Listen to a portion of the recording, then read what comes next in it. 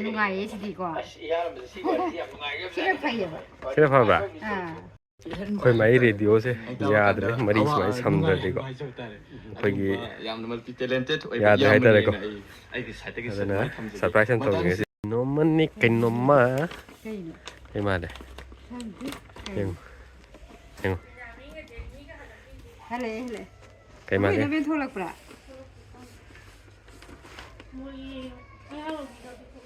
Kemati ni, kayak belum tuh ya deh. Yang ya di napa mah? Napa nih? Ya, ni yang kali. Ini lebih dari kau. Ya deh. Kau dulu. Kayak gitu kali ini mana kali yang baik. Oh. Radio ni, Philips ki. Bateri yang berapa? Bateri juga apa ya? Charge itu tentu sini ya. Masa charge sobi masih jauh juga. Ada ke bateri itu tunggu hapsel lagi nih, masa udah ada terus sini aja ya. Ada charge itu terus sini aja. Lapang mana? Kau lagi. Bateri ni faida ko. Bateri ni supaya itu apa mana? Bateri sih lagi lah mana?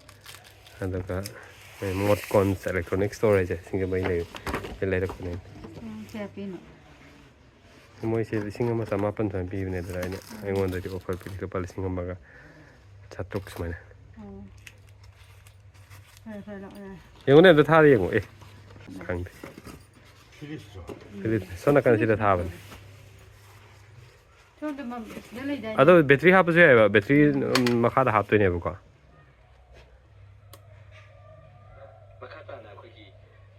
Nung thọ xem brand nè.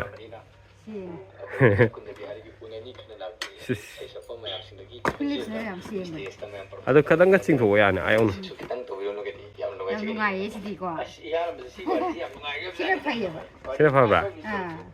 Ama jadi mari tin bateri am tun. Kadang charge sulai mari yau mani mam tiang. Charge sona mari do tor charge tu sulai.